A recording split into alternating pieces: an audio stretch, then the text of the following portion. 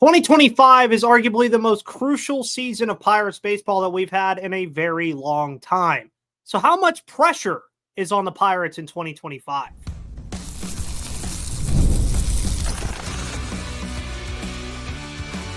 You are Locked On Pirates, your daily Pittsburgh Pirates podcast, part of the Locked On Podcast Network, your team every day. And welcome back, everybody, to the Locked On Pirates podcast here on the Locked On Podcast Network, where it is your team, your Pittsburgh Pirates. My name is Ethan Smith, your host of the Locked On Pirates podcast here on the Locked On Podcast Network. You can find me on Twitter at MVP_Ethan or at Locked On Pirates for all of your news, analysis, opinions, and reactions to everything going on in the world of the Pittsburgh Pirates from a lifelong fan to lifelong fans just like you. Today's episode is brought to you by Game Time. If you want to catch a Steelers game, there's only 2 more home games left in the regular season. If you want to go to a concert, maybe the AC/DC concert in May, or you want to go to a Penguins game, make sure you go to Game Time right now. Use the code LOCKEDONMLB for $20 off your first purchase. Terms do apply.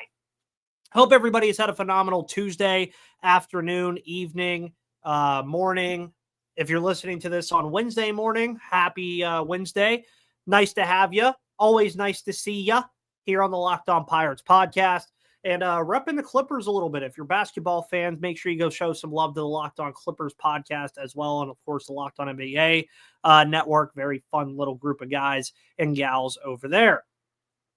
So I wanted to talk about something that's been on my mind a little bit since winter meetings have now passed and the offseason is kind of in that stagnant spot. And speaking of little programming note, all episodes from now until the week of February 8th will be out on Tuesday, Wednesday, and Thursday. We will be on 3-day-a-week schedule. I know that's kind of what it's been anyway over the last couple of months, but after that February 8th period, we will be, of course, going to 5 days a week as we ramp up for spring training and pitchers and catchers reporting and all that stuff. It's just a little programming note before we get into everything today.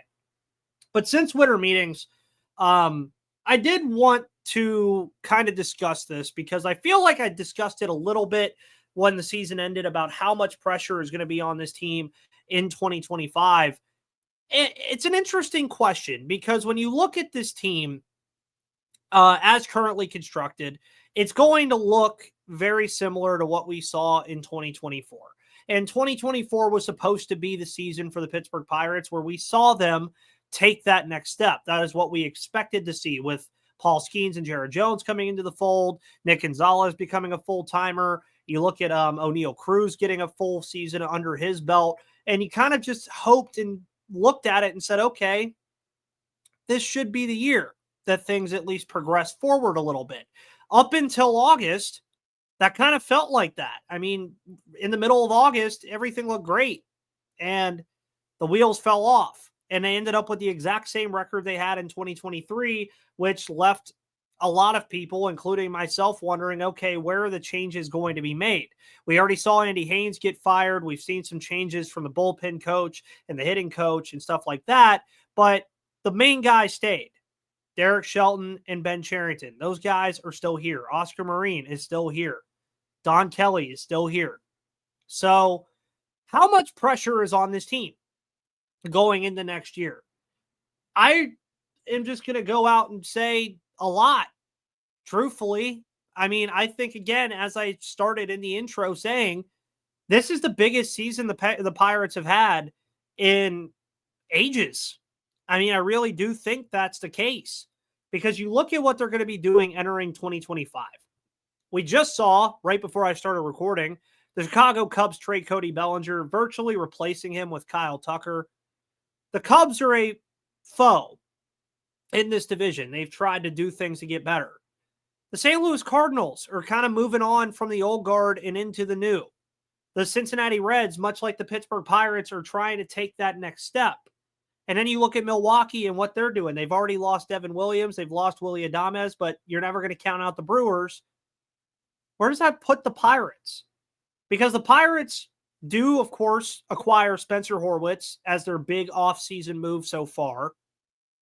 And he's going to do a fine job at first base. I think he is the perfect archetype player to have over there because you need a left-handed batter that can kill right-handed pitching and do so at a high clip. He's done that so far in his career. Not with the power that I think a lot of people would like, but he is doing it at a high clip. You now look at where the needs are, and we've discussed that numerous times on this show about corner outfield and potentially the middle infield or third base in the bullpen. This division, though, again, like last year, feels like it's a wide open division again. It feels like you can make a case for any of the 5 teams to win the division. And there's a case to also say any of these 5 teams could very well finish last in this division. So if you're the Pirates and you're wondering about pressure and how much pressure is on this team, it's a lot. Because this isn't like the Pirates are in like the situation that the Rockies are in or that the Giants and the Diamondbacks are in, where they're having to face off with the Dodgers and the Padres to win that division, which is basically just something that's not going to happen. Even in the NL East, you look at how Washington and Miami feel right now. How are they going to beat Atlanta, Philly, and New York? Those are very different situations than the one the Pirates are currently in right now, where they can look at this division, as can I, as can you, and say, yeah, we can win this, especially with the pitching staff we have. And of course, the last time we just talked, I did talk about all of that stuff with Mitch Keller and Jared Jones being available. But even then, I still think that your pitching staff is among, if not the best in the division. So you already have that going for you. So you're then hoping that the front office just does something with this offense, and they kind of already have with Horwitz. And if you can improve the offense a little bit to the point where it's at least an average unit overall, folks, I think you're going to like what you see. And I know that it might be optimistic thinking to sit here on this show and tell you that this division is so wide open and it's a division that can be very winnable. Well, it's because it is. It's a lot like the AL Central. Yeah, I know the Guardians got Shane Bieber back and traded Andreas Jimenez, but that's still a very open division as well. If the Twins won the AL Central next year, I wouldn't be shocked. If the Tigers won it, I wouldn't be shocked. And you look at this division. If Cincinnati wins the NL Central in 2025, I wouldn't be shocked at all. Milwaukee, they've done it a lot lately. I wouldn't be shocked at all. And if the Pittsburgh Pirates won the division in 2025, I wouldn't be shocked at all.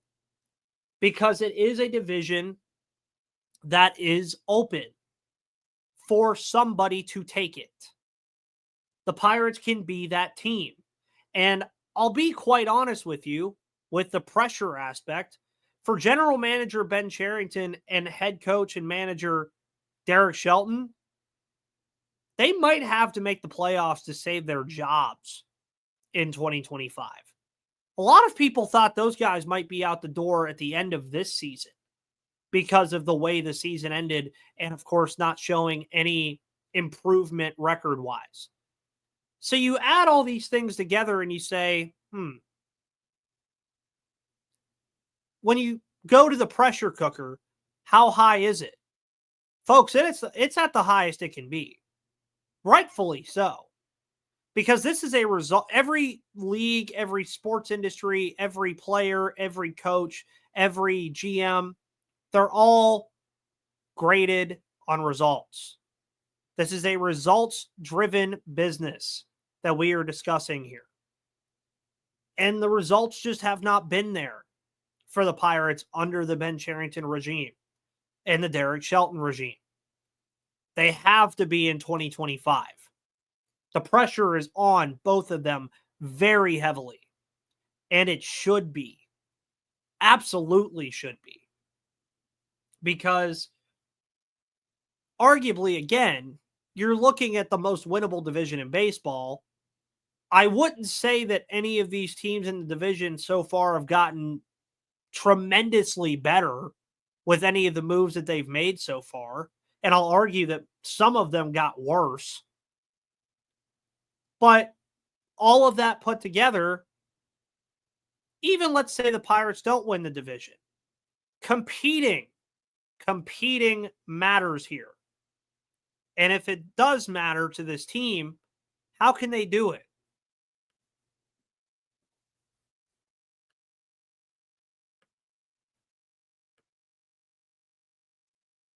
Today's episode of Locked On Pirates is brought to you by Game Time. Download the Game Time app today. Use code LOCKEDONMLB for $20 off your first purchase. Terms do apply because Game Time is focused on togetherness this holiday season. And that means when you bring people together at live events, the experience is that much better, and it's the perfect gift. Game Time Picks allows you to curate and make it easier to save more on sports, concerts, comedy, theater, and more. All-in pricing allows you to see your total up front with no surprise fees at checkout. You can get a panoramic view from your seat in the app before you buy with seat views. And the lowest price guarantee is there for you on Game Time, or Game Time will credit you 110% of the difference. And Game Time allows your purchase to be covered, with the most flexible customer service policy in the ticketing industry. So download the Game Time app, create an account, and use code LOCKEDONMLB for $20 off your first purchase. Again, use code LOCKEDONMLB for $20 off your first purchase when looking for tickets to all of your favorite live events. What time is it? It's game time.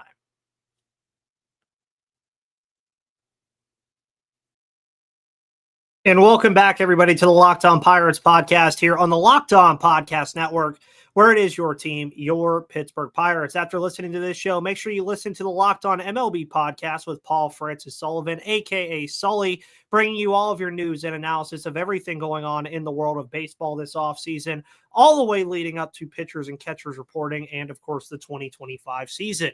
Another programming note, we're going to have Locked On A's on the podcast in 2 days, I believe on Thursday. It's going to be a fun little show where we talk about the conjoined interest in teams wanting their owners to sell.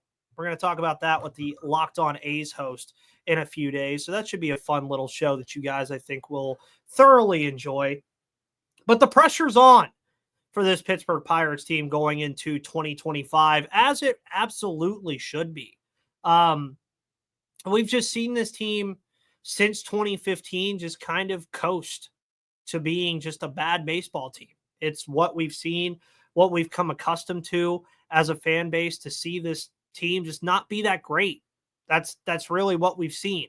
And the idea of competing is what I want to kind of talk about here now, because competing to different fans and to a team and to different teams is a different definition. I mean, there's varying definitions to this all over baseball. Competing for the Dodgers and the Yankees and the Red Sox and teams like that is winning a World Series. That's what competing is to them.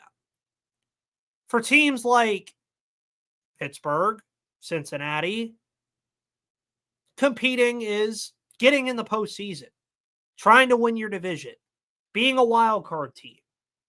That's the difference in the variations of what you see for competing. So when you're going into 2025 and trying to define what competing for this Pirates team would be, I do think that you can go on different wavelengths with this. I do think that you can look at it from multiple different areas of interest and say, okay, what is competing for this team in 2025? Now, let's go back and say that I did bring up that if the Pirates do not make the postseason, I do think Ben Cherington and Derek Shelton are both out the door. That doesn't mean that the Pirates can't compete while doing that, because the Pirates could very well be an 84 to 85 win team and miss the postseason in 2025.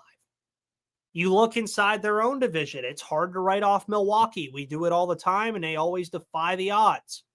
Milwaukee's a tough team to write off. You look at the Chicago Cubs, I think they're going to be a lot better in 2025 than they were in 2024. You then consider Cincinnati. How much does Cincinnati add to that young roster that they have trying to do what the Pirates are doing and take that next step?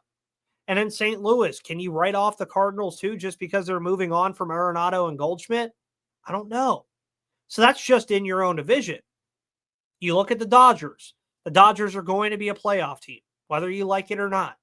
San Diego is going to be firmly in the mix to make the playoffs in 2025. Arizona is firmly going to be in the mix probably to make the postseason in 2025. The San Francisco Giants, who, albeit lost Blake Snell, but add Willy Adames, will be a fringe playoff team in 2025. Then you look at the NL East. Philadelphia, probably a playoff team. The Mets, more than likely a playoff team after adding Juan Soto. The Atlanta Braves, I don't think all their players are going to get hurt and put on the injured list this year, so probably a playoff team. Washington's an up-and-coming team eventually. So there's a lot of different teams where the only teams that I feel comfortable just writing out of the postseason in 2025 right now are the Colorado Rockies and the Miami Marlins. That's it. I would say the Washington Nationals too, but who knows? Maybe they take that next step. But when you're only writing off two teams that can miss the postseason surely in 2025, yes, folks, the Pirates can be a competitive team and compete and miss the playoffs. That is a real thing that can happen next season.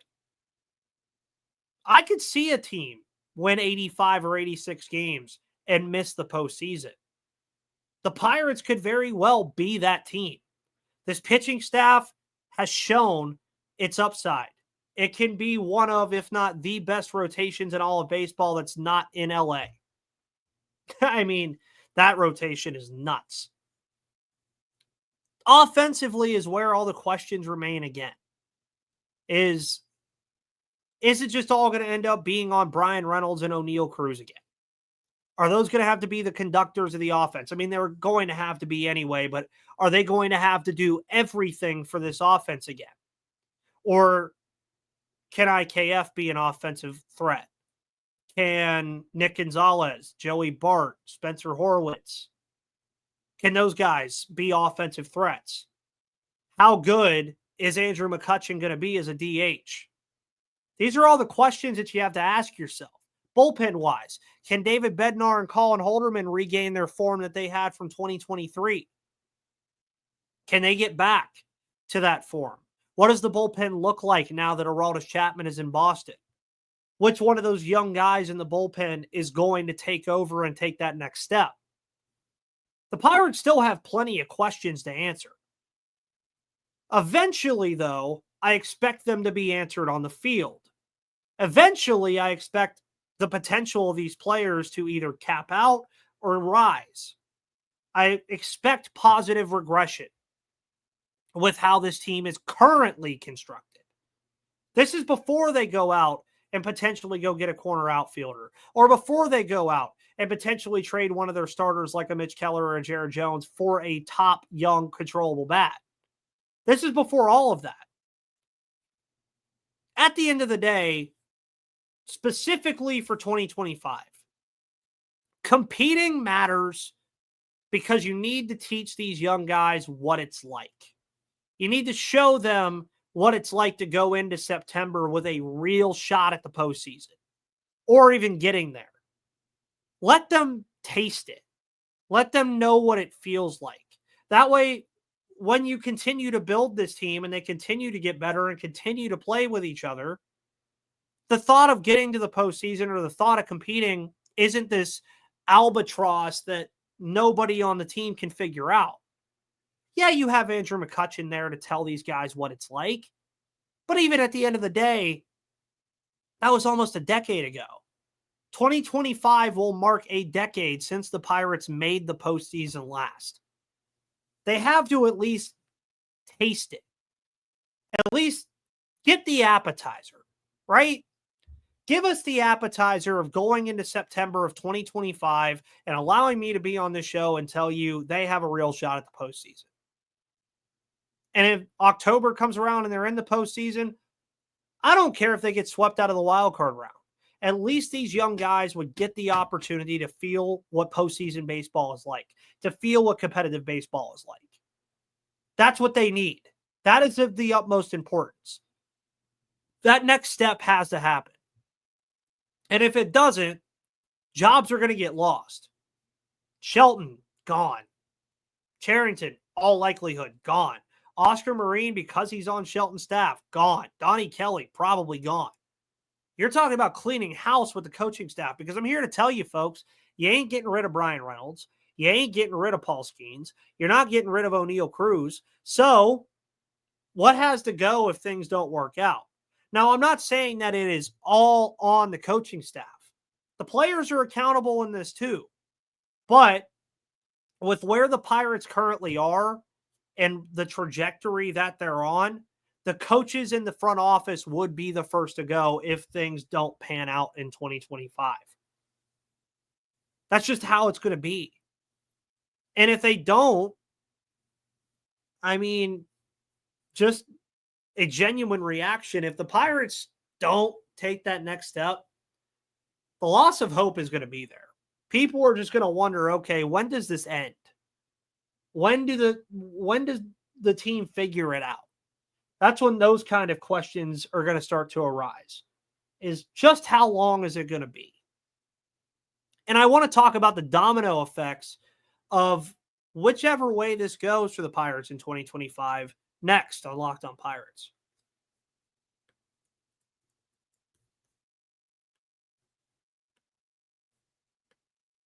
Today's episode of Locked On Pirates is brought to you by FanDuel. Make sure you go to FanDuel right now and get ready to tackle the NFL action as the NFL season winds down with FanDuel, America's #1 sportsbook. Because right now, new customers can bet $5 and get $150 in bonus bets if you win. The FanDuel Sportsbook app gives you everything you need to place live bets on the NFL all in one place. So when you get a hunch in the middle of the game, you can check out the latest stats, view live play-by-play, and so much more on the same page where you place your bets. Just visit FanDuel.com to join today, and you'll get started with $150 in bonus bets if you win your first $5 bet. That's FanDuel.com. Never waste a hunch and make every moment more with FanDuel, an official sportsbook partner of the NFL and an official sponsor of the Locked On Podcast Network. Today's episode is also brought to you by SelectQuote. Go to SelectQuote.com/lockedon today to get started, because the World Series, the Super Bowl, the Olympics, the world's top athletes get to play in these top-level sporting events thanks to one thing. It's teamwork. And teamwork can also protect your financial legacy and your family's future. SelectQuote's licensed insurance agents are the perfect teammates when shopping for customized, affordable life insurance. Guess what? They can find you the right policy to keep your financial legacy safe in your family's end zone. So, in sports, winning is everything. That's why you always need a good strategy to keep you moving towards the goalpost. Winning strategies for life are just as important, and that's why on my team, I have life insurance through SelectQuote to protect my legacy and my family's financial future. SelectQuote is one of America's leading insurance brokers with nearly 40 years of experience, helping over 2 million customers find over $700 billion of coverage since 1985. Head to SelectQuote.com, and a licensed insurance agent will call you right away with the right policy for your life and your budget. SelectQuote, they shop, you save. Get the right life insurance for you for less at SelectQuote.com/lockedon. Go to SelectQuote.com/lockedon today to get started. That's SelectQuote.com/lockedon to protect yourself and your family's future today. And welcome back, everybody, to the final part of today's episode of Locked On Pirates here on the Locked On Podcast Network, where we are officially 100 days away from MLB opening day, opening up the season at Miami again. Thank you, schedule makers. Opening up against an AL East team at home again. Very deja vu-y from the Pirates schedule heading into 2025. Can't wait to see all of you at PNC Park again this year. And hopefully we're watching a good baseball team. Hopefully we're watching a competitive baseball team. On the one side, I've talked about competing. I do think that this team is competitive. Most of you, especially the fan base overall, are just going to feel much better about this team, even if they don't make the postseason. If they win 84 or 85 games, I do think that a lot of you, including myself, will just feel better about it. You're going to feel more positive about things, especially if they get to that number. I think a lot of it is going to be on these younger guys that we're kind of waiting to take that next step. That'll be a big, massive part of this as well. And if they do make the playoffs, again, just take everything with a grain of salt at that point. It'll be the first time for a lot of these guys that they do end up finding their way into the postseason. And with that pitching staff, anything's possible to me. At least that's how I look at it. But we know that everything's not perfect. We know that the season is not going to go scot-free without its share of injuries. We know that this team is not going to be what I keep saying it's going to be throughout the season, because let's not forget last year we thought we had a top 5 bullpen unit in all of baseball, and that didn't happen.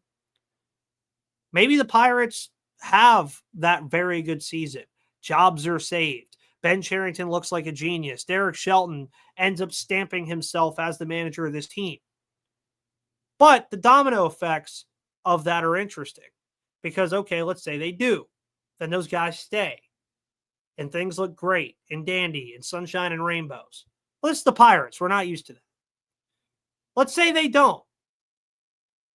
Are there more moves to be made than just getting rid of Cherington and just getting rid of Shelton if the team does not compete in 2025? It's very possible there are. You could see a lot of things happen because if you are moving on from your general manager, yeah, you're going to see some changes made. Nothing drastic, I don't think, with how this team is constructed as far as the youth on this team. But I do think you could see some moves be made post-2025 that a lot of us wouldn't expect if this team indeed doesn't compete. But all of that's going to be on the field. That's all I can say. All of that's going to be what we watch with our very own eyes, what the team watches with their very own eyes, and how they compete on the field. Quick before we go, the Pirates did make a pretty, I don't want to call it meaningless trade, but a trade that just doesn't really matter all that much, getting in Manuel Valdez from the Boston Red Sox. Left-handed second baseman. They have him listed as an outfielder. I've looked it up a little bit. I don't think the guy has the arm to play the outfield. So nothing more to me than depth in the middle infield. Nothing wrong with that at all. So, yeah, that happened. Pirates still need corner outfield help. They still need bullpen help. They still need other things maybe. But we'll be following all that here on the Locked On Pirates podcast. Folks, thank you so much for tuning in. My name is Ethan Smith. You can find me on Twitter at MVP_Ethan or at Locked On Pirates. Find this show on YouTube and all of your audio platforms because it's, well, free and available to you. Can't beat that. Have a wonderful rest of your Tuesday evening, folks. We'll see you tomorrow on Wednesday, December 18th. But until then, see you on the flip side. Have a good one.